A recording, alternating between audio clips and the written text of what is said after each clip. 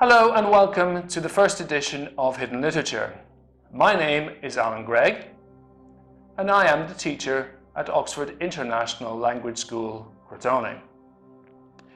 Today we're going to look at the life and works of Geoffrey Chaucer. First of all, let us take a look at his early life. Now, everyone knows that Geoffrey Chaucer was born around 1340 AD. His family were not poor, far from it. They belonged to the bourgeois class, but they wanted more for him and sent him to live with an aristocratic family where he could enter public service. Chaucer is believed to have attended St. Paul's Cathedral School, and it is most likely here where he became acquainted with the works of Ovid and Virgil. Not everyone knows that while he was still a teenager, around 16 or 17 years of age, he departed England to serve in the 100 Years' War, where he was captured and later ransomed, part of which was paid by Edward III, King of England. Everyone knows he continued public service and travelled widely, primarily on diplomatic missions. It was while he was on diplomatic missions to Italy where he became familiar with the works of Italian poets Dante and Petrarch.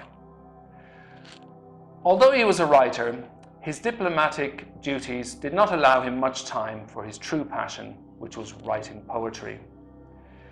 Not everyone knows that he only ever wanted to write poems, but needed to continue to work in public service so that he could earn a living and pay off his ever-increasing debt. Chaucer died on the 25th of October 1400 and is buried in Westminster Abbey. Let us now take a look at some of his works. Everyone knows that Chaucer is primarily famous for the Canterbury Tales, but this was by no means the only works attributed to him. Not everyone knows about his other works, which include A Parliament of Fowls, an allegorical poem which spoke of the inauthentic quality of courtly love. Not everyone knows about Troilus and Cressida, a narrative poem which recounts the tragic love story during the Trojan War.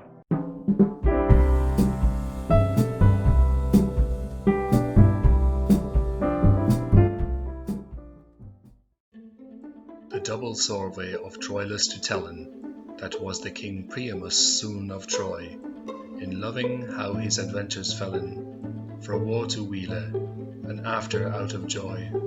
My purpose is, ere that ye part for ye, Tisiphone, thou help me for't indeed, these woeful verse that weapon as I read.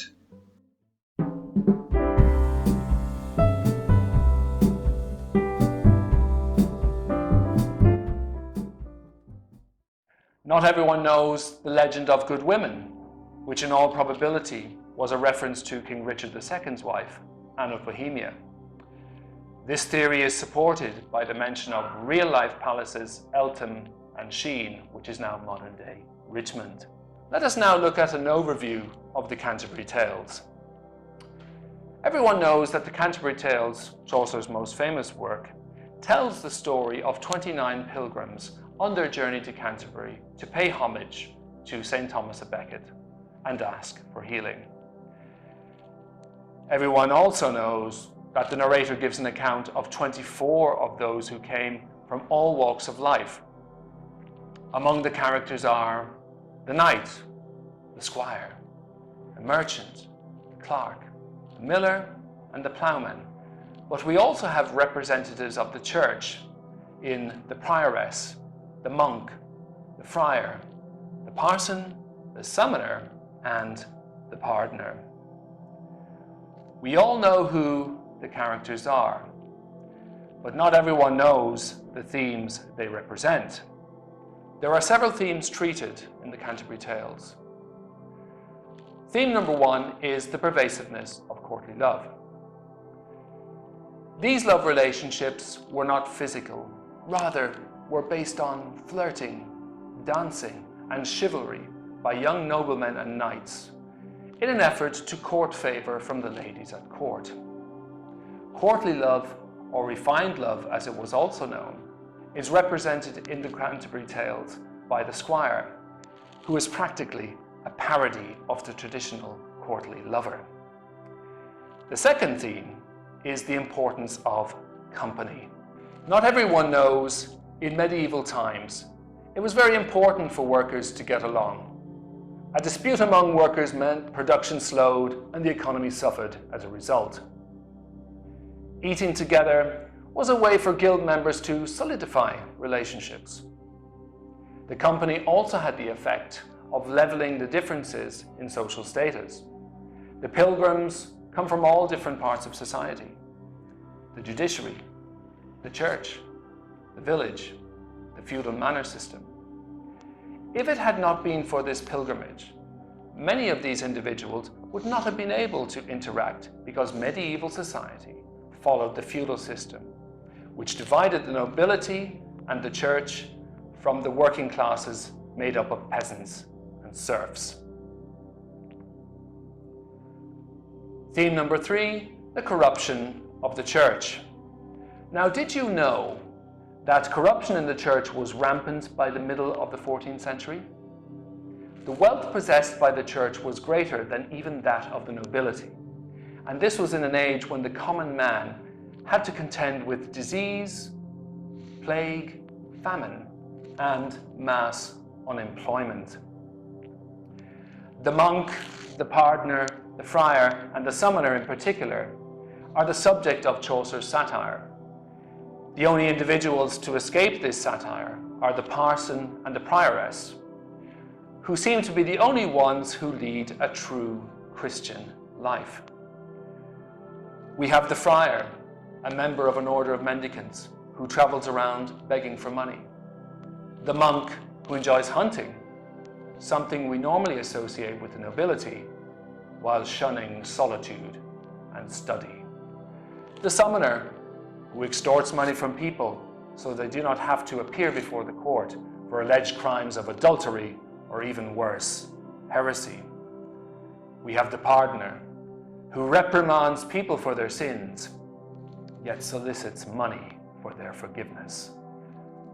So summing up, why are the Canterbury Tales important to English literature?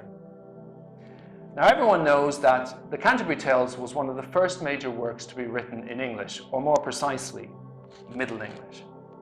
All other works of note prior to this had been written in French or Latin, as they were the languages of the court and the elite in the aftermath of the Norman invasion of England. If Dante's Divine Comedy is considered to be a watershed moment for Italian literature and language, then the same can be said for the Canterbury Tales in relation to English language and literature. Not many people are aware of that today there are over 80 original copies from the 1500s of the Canterbury Tales still in existence, demonstrating how popular the Canterbury Tales must have been in that period. Its popularity was probably due to the vast array of characters who represented different aspects of the social classes of that epoch.